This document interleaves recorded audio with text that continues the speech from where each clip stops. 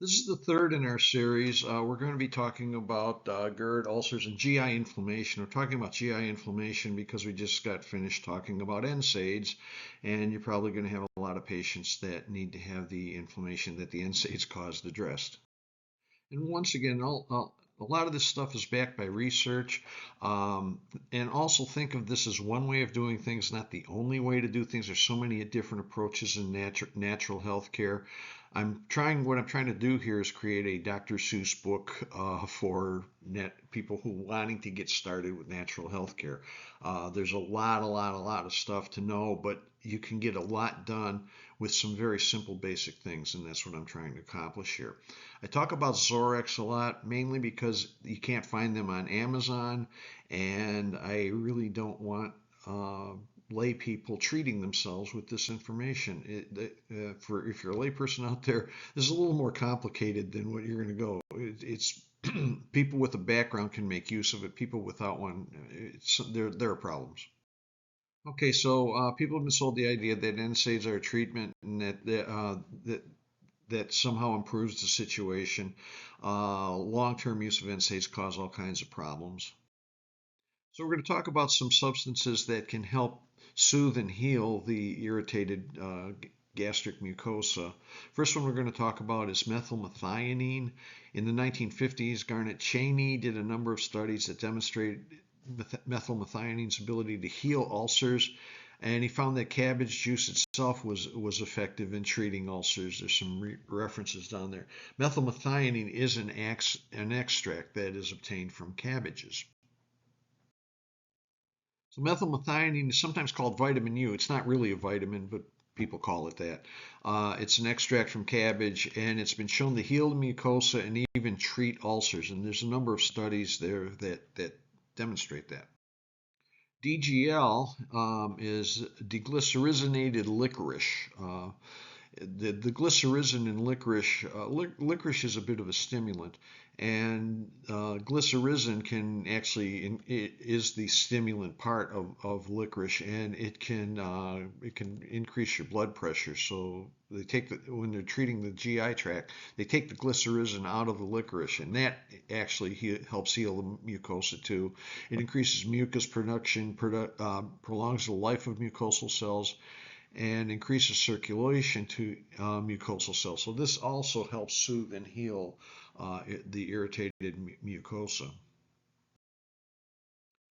Aloe vera is well known for its ability to soothe and heal lesions, and it has been used successfully to treat both ulcers and reflux. It also reduces inflammatory markers when taken internally.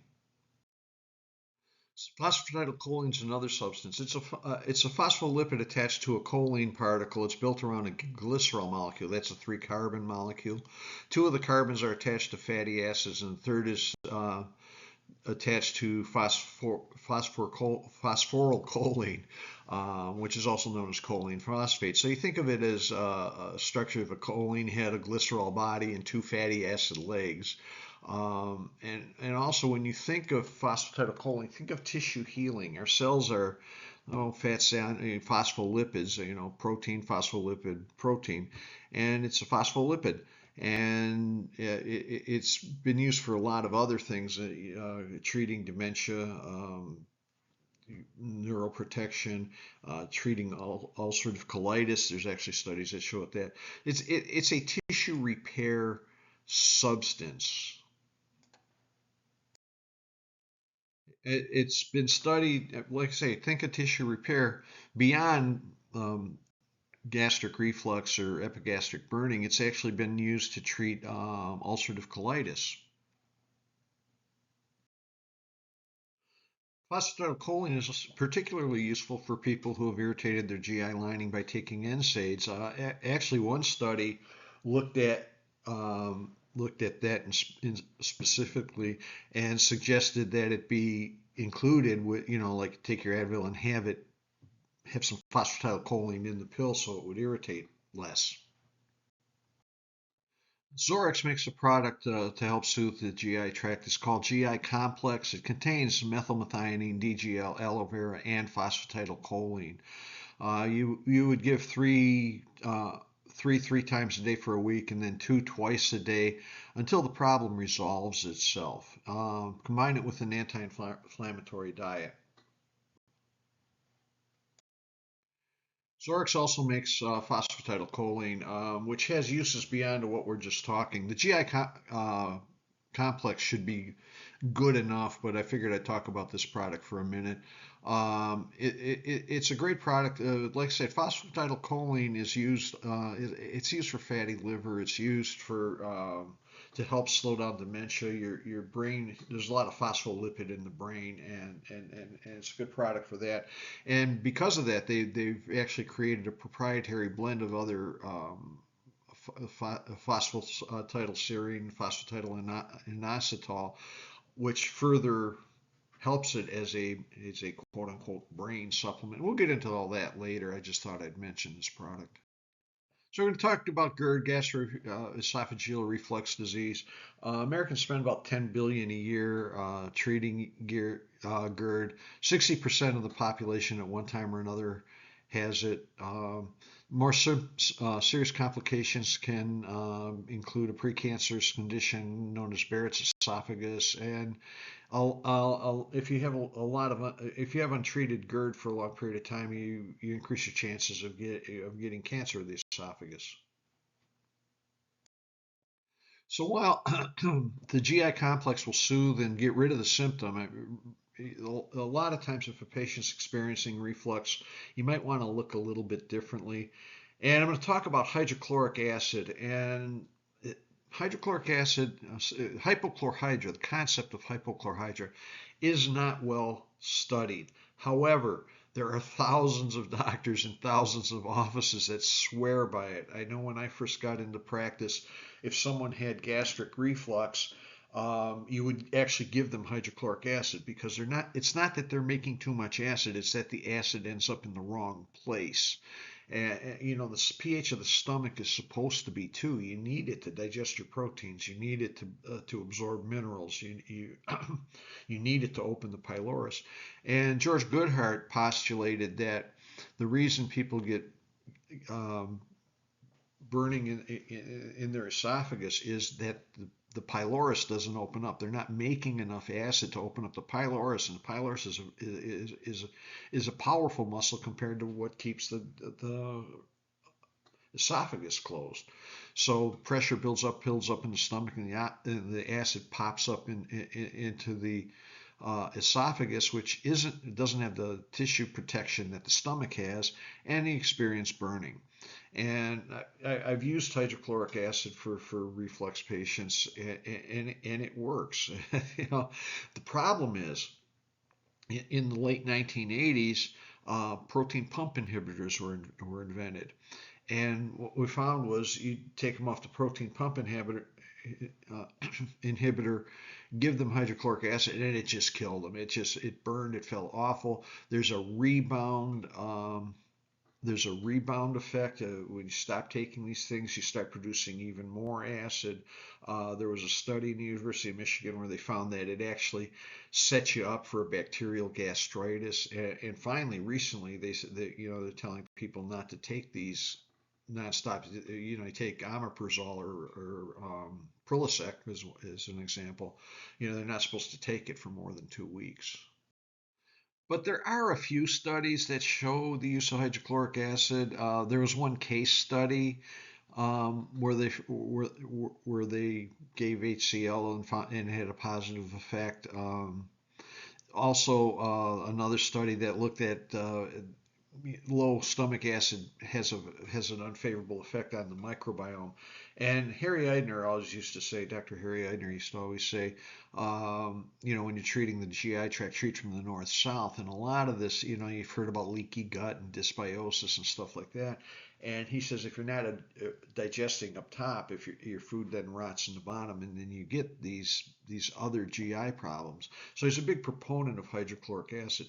Also, this is one of the reasons I don't want lay people following this. You don't just go buy hydrochloric acid and take it. You got to know, is my membranes going to take it? Do I have a hiatal hernia? If you have a hiatal hernia, it's the taking HCl is going to really bother you. This is why you should find somebody that does this kind of work and go to them.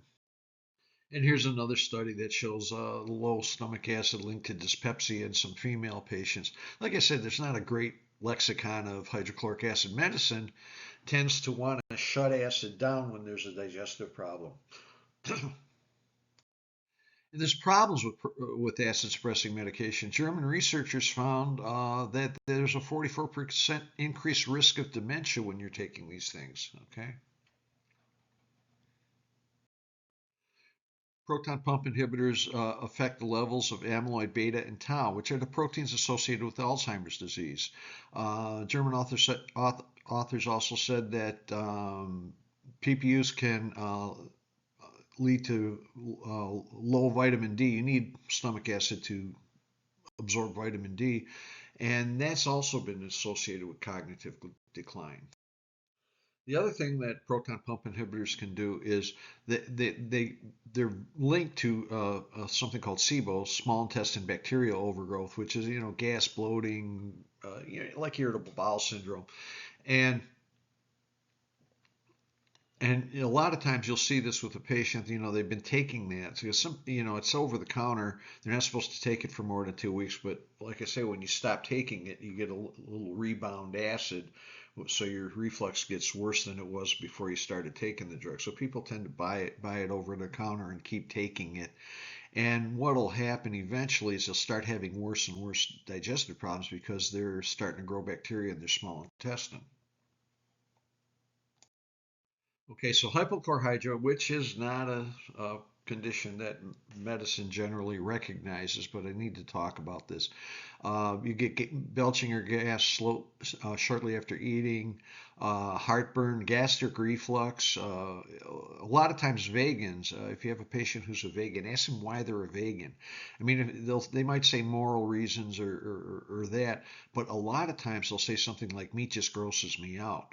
And that it might be because not they're not making enough stomach acid. The other thing with vegans are either very, very healthy or they're very, very sick. A lot of them tend to just fill up on starches. And it's very good to give them, I like to give them B12. You take a high dose, you need stomach acid to absorb B12. They usually recommend shots, but some Swiss researchers found that if you take milligram amounts, so the RDA of B12 is like 400 micrograms, but if you give them 2, 3, 4, 5, 6 milligrams a day of B6, some of it gets through. And with a vegan, that's a good idea. They tend to be low in zinc. I use not a protein supplement, an amino acid supplement that has all the amino acids because they tend to not get a lot of there's 8 essential amino acids, and you have to combine your food in a specific way to do it because no vegetable has them all, with the exception of quinoa. Quinoa has all the necessary amino acids that we don't make. There's 22 amino acids, and 8 of them we can't make, so we have to take them externally. Okay, the loss of taste, they won't like meat. Real telltale one is the stomach's upset with taking vitamins. Oh, I can't take those supplements. It just upsets my stomach. Usually that's someone who's not making a lot of stomach acid. They tend to skip breakfast. Sometimes they get up in the morning, they're still digesting dinner. Okay, they feel better if they don't eat. They're sleepy after meals. Fingernails chip or break easily. So if you see these things, you might look at the possibility that the patient needs hydrochloric acid. Like I say, this really is kind of an alternative idea, but it's a necessary one. You'll find later on that things like allergies and a lot of other problems seem to improve when you give a hypochlorhydric patient hydrochloric acid. So talk a little bit about H. pylori, because that can cause a lot of epigastric burning. In fact, Australian science Barry Marshall and J. Robin Warren discovered that the bacteria caused Helicobacter actually causes ulcers, and it's kind of an interesting story. Dr. Marshall couldn't get published with this idea at the time. People, if you had an ulcer, your doctor prescribed you an acid suppressing drug, and you just stayed on it, okay? And he couldn't get published because this was a good business. In fact, after this material was discovered, all the antacids went over the counter. But anyway, Dr. Marshall took the bacteria and gave himself an ulcer by by by by, drinking a test tube full of H. pylori. He actually won the Nobel Prize, I think, in 2005. I can't remember the year. So that became the treatment is screening for H. pylori. So if you have a patient that has epigastric burning, and maybe it's not because they were taking Advil too much or like that, or they've got gastric reflux, they might have H. pylori because it runs in families, and 50% of the patients don't have any symptoms. And you can test that in the stool. There's an antigen test for the stool, and there's also a breath test that you can use. And this is worth screening for, and we'll show you why in a minute. And depending on where the bug is, you can get hyposecretion of stomach acid, hypochlorhydria, or hypersecretion of stomach acid. Okay, it secretes urease to convert urea into ammonia. So a lot of times you do get an alkaline pH, and you do get a hypochlorhydria kind of a situation. So if you're having this kind of a problem with your patient, it's a really good idea to rule out Heliobacter. Mainly because H. pylori can lead to other problems. It can lead to ulcers, of course, we just talked about that, but also gastric carcinoma, SIBO, small intestine bacterial overgrowth, chronic gastritis, and autoimmune diseases. So if you have an untreated H. pylori, you can eventually develop an autoimmune disease. So it's worth screening for in your patients. Or you can do acupuncture.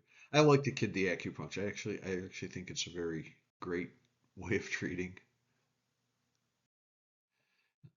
And like I said on previous recordings, I have a lot of patient education material. Feel free to ask me. I don't charge for this stuff. Uh, And if you need help, feel free to contact me, paulgvarnes@gmail.com. Send me an email. I can send you materials to help you with your practice. Anything you can do, anything you need, really.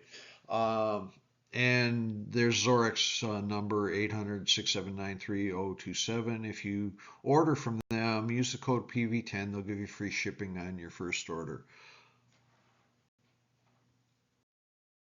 So our next topic, number 4, is insulin insensitivity and type 2 diabetes. I put these in order because if you really don't do any natural health care in your office, like I say, it's like a Dr. Seuss book. You start with real simple, basic things to treat, and then start going to seminars, and every patient will teach you something. You'll find, hey, how come Dr. Varnes didn't tell me this or that? Because, like I say, this is the Dr. Seuss book. I'm trying to make this simple and basic, because medicine is doing such a bad job on chronic health problems.